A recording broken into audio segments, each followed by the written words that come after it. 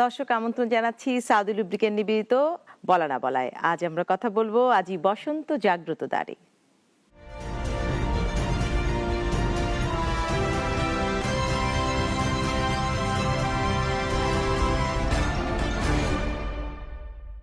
বাঙালি মাত্রই আজ আর স্মরণ করিয়ে দেবার দরকার নেই, বসন্ত দুয়ারে এসেছে।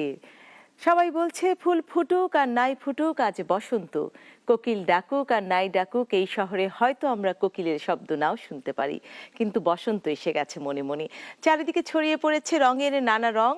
আজ বসন্ত। কথা বলবো আজকে বসন্ত নিয়েই দুজন অতিথির সাথে। একজন ইতিমধ্যে আমার সাথে যুক্ত হয়েছেন, আরেকজন এই শহরের, এই নগরের ইট কাঠ পাথরের শহরে তীব্র যানজটে আটকে আছেন, কিছুক্ষণের মধ্যেই আমাদের সাথে যুক্ত হবেন। বলছিলাম আজই বসন্ত জাগ্রত দ্বারে।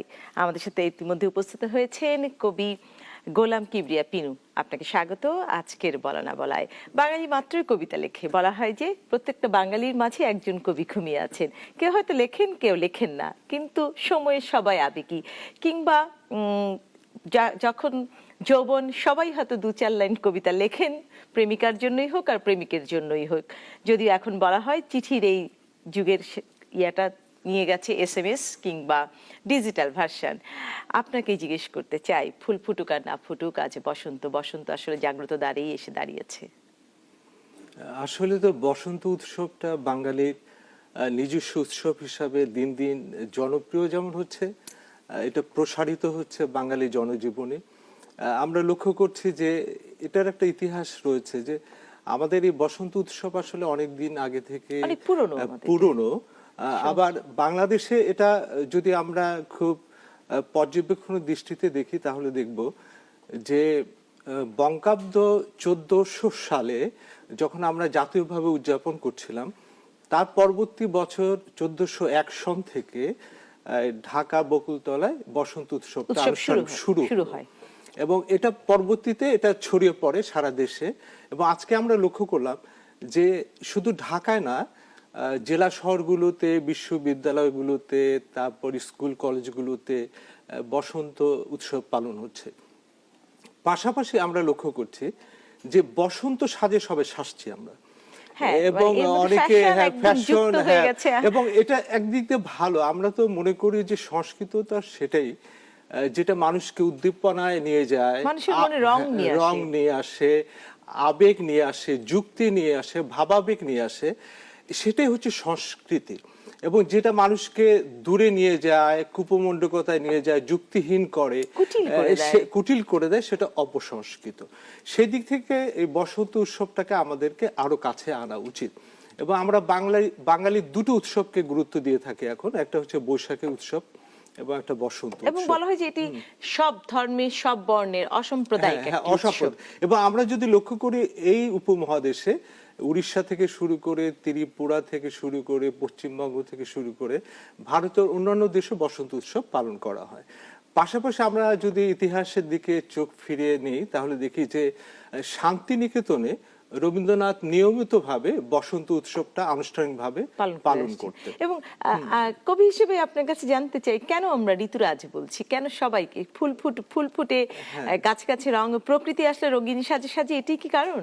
এটাই তো একটা কারণ অবশ্যই, কিন্তু পাশাপাশি একটা দিক আছে যে যদি আমরা দার্শনিক ভাবে দেখি, বাস্তব ভাবেও দেখি, ইহজাতিকতা থেকেও দেখি, তাহলে দেখবো যে প্রকৃতির সাথে মানুষের একটা সম্পর্ক আছে। প্রকৃতি বিচ্ছিন্ন মানুষ কখনো সৃজনশীল হতে পারে না, কখনো সৌন্দর্য উন্মুখ হতে পারে না।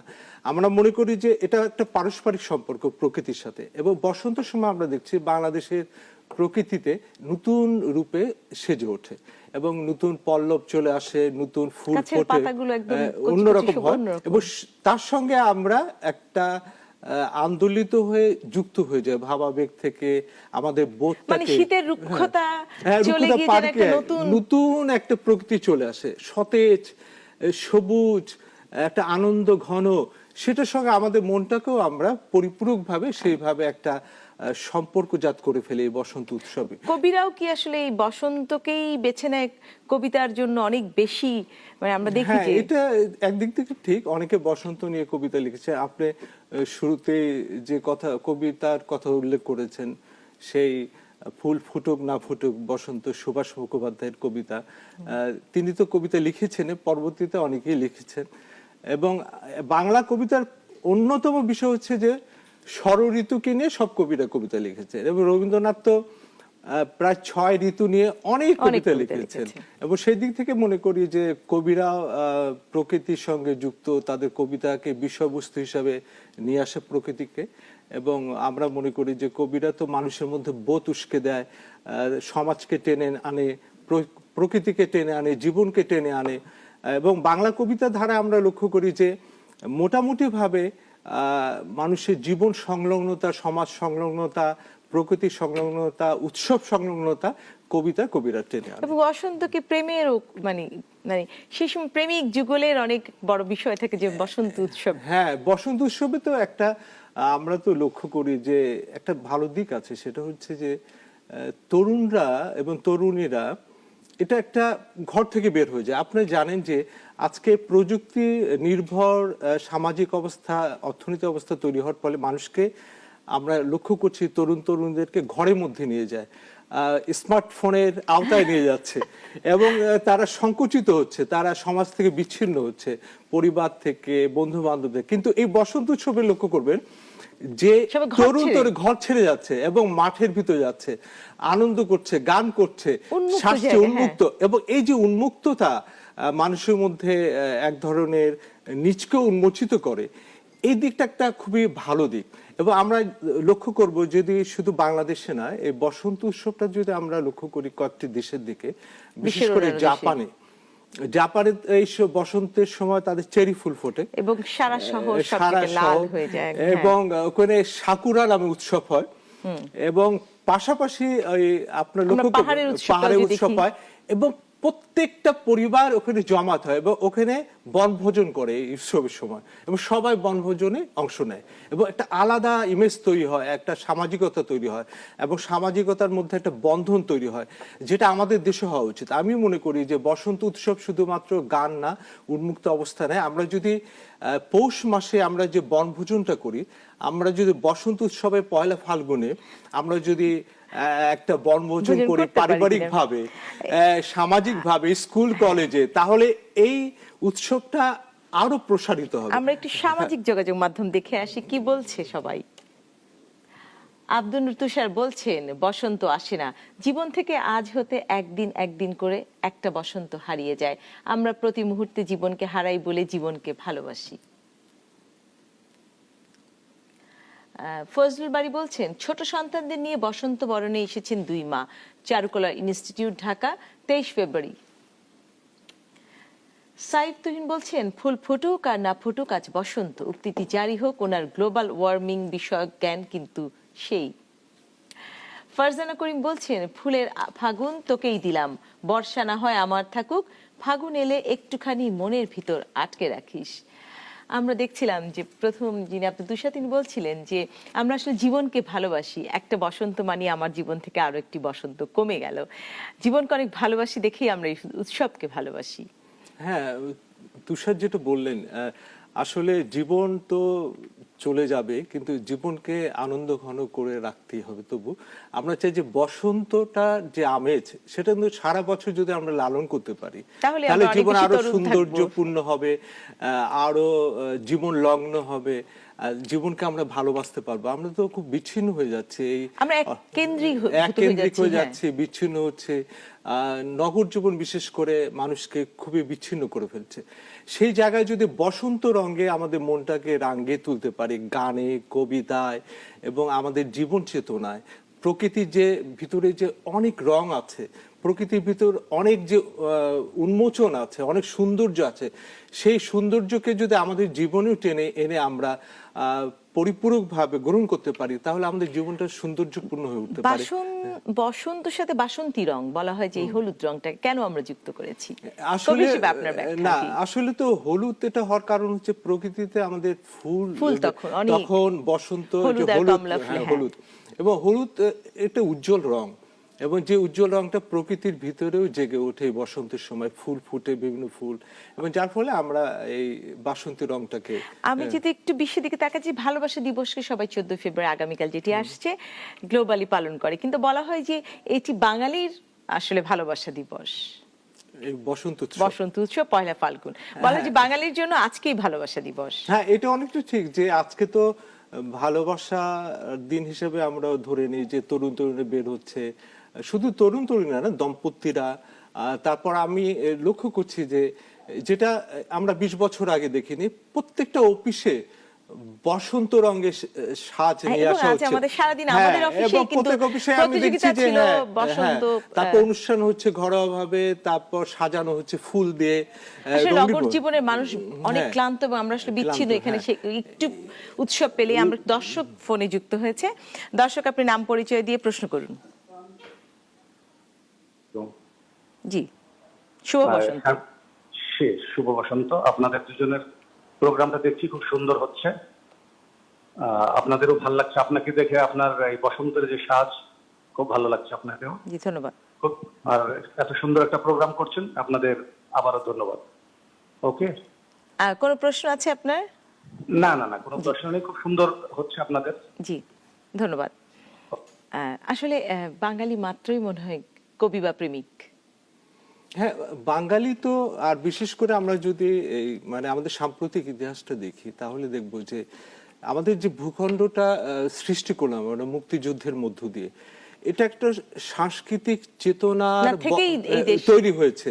এবং আমরা যদি ভাষা আন্দোলন দেখি এবং ভাষাকে ঘিরে অন্য পৃথিবীর কোনো রাষ্ট্র তৈরি হয়নি যে ভাষা সংস্কৃতিকে ভিত্তিমূল হিসেবে ধরে একটা জাতি জেগে উঠতে পারে, একটা জাতি তৈরি হতে পারে, হ্যাঁ, এবং সেটা একটা রাষ্ট্র হতে পারে। সেটা কিন্তু বাংলাদেশ একটা অন্যতম উদাহরণ হিসাবে আছে আমাদের সারা পৃথিবীর ইতিহাসে, বিংশ শতাব্দীতে, একবিংশ শতাব্দীতে। সেদিক থেকে মনে করি যে বাংলা রাষ্ট্রটা, বাংলাদেশ, মুক্তিযুদ্ধ, এগুলোর সঙ্গে ভাষা সংস্কৃতি ওতপ্রোত শুধু নয়, মূল ভূমি হিসাবে যুক্ত হয়ে আছে। সেদিক থেকে আমরা মনে করি যে এইসব উৎসব, বৈশাখের উৎসব, বসন্ত উৎসব, এগুলো বাঙালির নিজস্ব উৎসব শুধু নয়, এগুলো হচ্ছে বাঙালি জাতিকে আরো বিকশিত করার মূল ভূমি হিসাবে আমরা চিহ্নিত করতে পারি, আমরা মনে করি। একটি অভিযোগ বারবার আসে যে ডিজিটাল মিডিয়া এসেছে, সোশ্যাল মিডিয়া এসেছে, সামাজিক যোগাযোগ মাধ্যম, এগুলো আমাদের এই সংস্কৃতিগুলোকে আসলে ধ্বংস করে দিচ্ছে। আপনি কি এর সাথে আপনার মত? না, আমি এটা ঠিক মনে করি না। আসলে তো ফেসবুক, ডিজিটাল, এটা হচ্ছে মাধ্যম। আপনি আজকে দেখবেন ফেসবুকে কিন্তু সবাই স্ট্যাটাস দিচ্ছে বসন্ত উৎসব করে, তারা বিভিন্ন জায়গায় ঘুরছে, বেড়াচ্ছে। তারা কিন্তু এই বসন্ত উৎসবটাকে আপনার হচ্ছে বাতিল করছে না, বরং সেটাকে টেনে আনছে এবং সোশ্যাল মিডিয়াতে সেটা উপস্থাপন করছে। তার মানে হচ্ছে ওগুলো আমি মনে করি যে একটা মাধ্যম মাত্র, কিন্তু তারা তো আমাদের সংস্কৃতিকে নষ্ট করতে পারে না, বরং আরো এটা বিকশিত হচ্ছে। তরুণ তরুণীরা বিভিন্ন জায়গায় ঘুরছে, ছবি দিচ্ছে, কোনো অফিসে, একটা আপনাদের অফিসে যেমন, বা বিভিন্ন অফিসে আজকে বসন্ত উৎসব উদযাপন হচ্ছে, সেটা ছবি দিচ্ছে। প্রেমিক প্রেমিকারা ঘুরছে, বন্ধু বান্ধবরা ঘুরছে, সেটা ছবি দিচ্ছে। তার ফলে কিন্তু এই মাধ্যমটাও আমাদের সংস্কৃতিকে ধারণ করছে, বিকশিত করছে এবং এটা প্রেরণা তৈরি করছে। সেদিক থেকে আমি মনে করি যে এটা বাধা নয়। মানে বলা, মানে যেটি বলছে যে আমরা যে লেখালেখিতে ছিলাম, আমরা যে বই মেলায়, আজ যেমন বই মেলায় আজ সারাদিনই বসন্ত উৎসবের আমেজ ছিল, সবাই গিয়েছে, কিন্তু কয়জন বই পড়ছে? এই প্রশ্নটি আজকালকার লেখকরা বলেন যে যতজন ফেসবুকে স্ট্যাটাস দেন বা যতজন লাইক দেন, ততজন যদি বইটি খুলেও দেখতেন বা পড়তেন, তাহলে আসলে কবির বই সবই বিক্রি হয়ে যাবে। না, এটা একদিক থেকে অন্যভাবে অনেকে বলে, কিন্তু আমি মনে করি যে যদি আমরা 21-এর গ্রন্থমেলাকে দেখি, তাহলে কিন্তু অনেক বই বের হয়, প্রায় 4000-এর মতো, এবং অনেক লেখকও তৈরি হচ্ছে, অনেকের বই বিক্রি হচ্ছে। আমরা যদি পরিসংখ্যান নিই তাহলে বেশ কয়েক কোটি টাকা বিক্রি হচ্ছে, এবং বাড়ছে, এবং লেখকও বাড়ছে, এবং এটা ঠিক না যে পাঠক সংখ্যা কমছে। আমাদের হচ্ছে বই যেমন আপনার হচ্ছে বিক্রি হচ্ছে, লেখকও নতুন বের হচ্ছে, প্রকাশকও বাড়ছে, বইমেলা, স্টলের সংখ্যা বেড়েছে, পরিধি এবং বেড়েছে। বইমেলা এখন তো বাংলা একাডেমির মূল জায়গা থেকে শরৎ উদ্যানে চলে এসেছে, বিস্তৃত হয়েছে এবং এখন অনেক বেশি স্টল দেওয়া হচ্ছে। সেদিক থেকে যদি আমরা মনে করি এটা সংকুচিত হচ্ছে না, পাঠকের দিক থেকে, বই প্রকাশের দিক থেকে আমার মনে হয় ঠিক না। এটা আসলে এই যুক্তি খণ্ডন করা যায় না। হ্যাঁ। কবিরা সমাবেশ করেন এবং কবিরা বসন্তকে নিয়েই অনেক কবিতা লেখেন, মানে বসন্তকে কবির মনেও আলাদা করে কোনো দোলা দিয়ে যায় কিনা?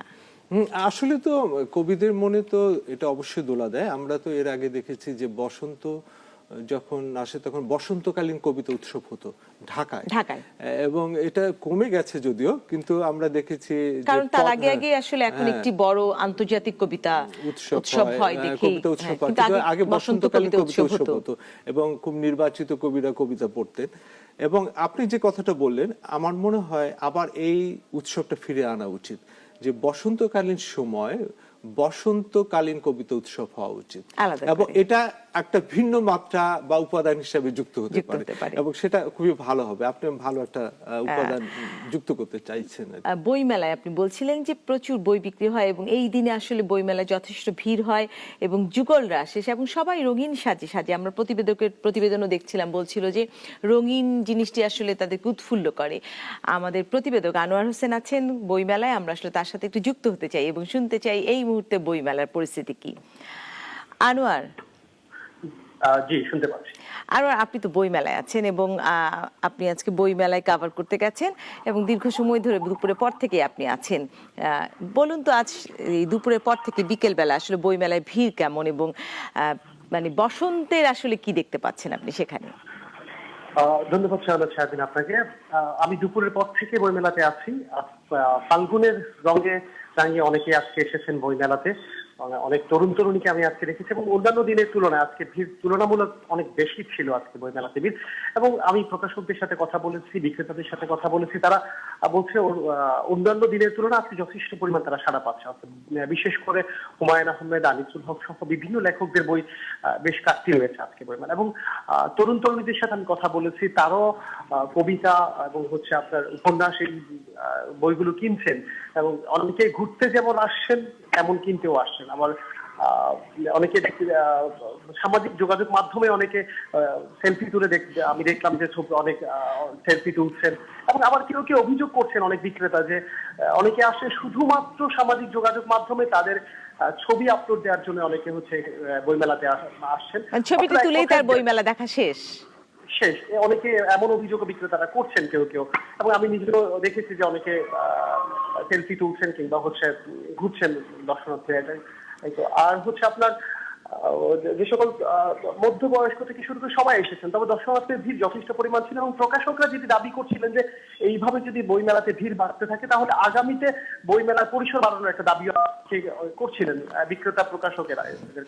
তরুণ তরুণী যারা এসেছেন যুগল, আজকে আমি জানতে চাইছিলাম যে তারা আসলে কি ভালোবাসার মানুষকে ভালোবাসা দিবসে মানে আজকের বসন্তে বই উপহার কি দিচ্ছেন ওইভাবে? আপনি জানেন যে আগামীকালকে বিশ্ব ভালোবাসা দিবস, যদিও ভালোবাসার দিনক্ষণ নেই, তারপর তারা দুইটি দিনকে একসাথে করে অনেকেই তাদের প্রিয়জনকে বই উপহার দিচ্ছেন। তারা বই দিচ্ছেন আগামীকালকের জন্য কিনে নিচ্ছেন, তাদের বই উপহার দেওয়ার জন্য অনেক তরুণ তরুণী বই উপহার দিচ্ছেন অনেককে। এবং সবাইকে রঙিন পোশাক, আমরা যেটি দেখে থাকি আসলে যে রঙের ছড়াছড়ি থাকে সেই দিনটি, সবাই মাথায় ফুল পরেন এবং একটা উৎসব মানে এরকম একটি ভাব। আমি শুরুতে বলেছিলাম যে তার পোশাকে অনেকটাই সবার পোশাকে সাজসজ্জা ছিল। ফাল্গুনের রঙে আজকে 21শে বইমেলাটি রাঙানো হয়েছে বলে আমার কাছে মনে হয়েছে। ধন্যবাদ আনোয়ার হোসেন আপনাকে আমাদের সাথে যুক্ত হবার জন্য। গোলাম কিবরিয়া পিনু, যে কথাটি আমরা বিরতির আগে আলাপ করছিলাম যে আসলে সামাজিক যোগাযোগ মাধ্যমে আপনি বলছিলেন যে এটি আসলে বসন্তকে ছড়িয়ে দিচ্ছে, আমাদের ঘর থেকে বের করে আনছে। হয়তো এটিও একটি পজিটিভ দিক হতে পারে যে বইমেলায় এসে অন্তত একটি সেলফি তুলেছে সে তার সামাজিক যোগাযোগ মাধ্যমে দেওয়ার জন্য, তারপরে তার বইমেলা দেখা শেষ। আমাদের কেমন জানি একটি মানে বহিঃপ্রকাশ, মানে সবকিছুকেই আমাদের সবার মাধ্যমে ছড়িয়ে দিতে হবে, ব্যক্তিগত বিষয় বলে কিছু মানে এই বিষয়টি একটি অভিযোগ রয়ে গেছে। হ্যাঁ, তার আগে একটু বলি যে বইমেলাটা আমাদের একটা উৎসবের মেলা হিসেবে পরিণত হয়েছে, প্রাণের মেলা, প্রাণের মেলা, এবং এখানে একটা বাঙালির অন্যতম উৎসব যদি ধরি তাহলে 1 মাস ব্যাপী এটা একটা উৎসব অনেক। এবং জাতীয় জীবনে উৎসব। এবং আমি লক্ষ্য করেছি যে অনেক দূর দূরান্ত থেকে লোকজন আসছে, সেই ঢাকার বাইরে থেকে আসছে, এসে এই উৎসবের সঙ্গে যুক্ত হচ্ছে। শুধু বই কেনা না, বই কেনা এবং দেশের উপলক্ষ, বাইরের হ্যাঁ, অনেকে এই সময়টাকে নির্ধারণ করে রাখে হ্যাঁ। দেশে আসবেন যারা লেখালেখির সাথে যুক্ত। অনেকে আমাদের বন্ধু বান্ধব যারা লেখালেখি করে, সে কানাডা থেকে আসছে, জাপান থেকে, আমেরিকা থেকে এসছে, জার্মান থেকে এসছে, এবং তারা একটা জিনিস করছে যে এখানে এসে এই বইমেলা উপলক্ষে তাদের সৃজনশীল যে কাজটা, সেটা বই বের করছে এখানে এসে, এবং একটা সংহতি উদযাপনের মধ্য দিয়ে তারা মনে করছে যে আমি আমার সংস্কৃতি, আমি যে বিচ্ছিন্ন হয়ে গেছি এবং সন্তানদেরকে এই বইমেলায় নিয়ে আসেন। বইমেলায় থেকে আমি আমার বাঙালির সঙ্গে, আমার আবার যুক্ত জাতির হতে সঙ্গে, চাচ্ছি। আমার বন্ধু বান্ধবের সাথে আমি যুক্ত হতে পারছি। এই এক ধরনের প্রণোদনা, প্রেষণা সে অনুভব সবার করে। মধ্যে দর্শক যুক্ত হয়েছে। দর্শক, আপনি নাম পরিচয় দিয়ে প্রশ্ন করুন বা মত দিন। জি দর্শক, বলুন। আমি আসম বাবর আলী, জি প্রিয় ভাষার কথা বলবো। জি বলুন, উনি শুনছেন। জি বলুন বাবু ভাই। প্রিয় ভাই, কেমন আছেন? ভালো, জি বলেন। আপনি যে বসন্ত উৎসব সম্পর্কে এত সুন্দর বিন্যাস দিচ্ছেন, বিশ্লেষণ, আমি খুব মুগ্ধ হচ্ছি।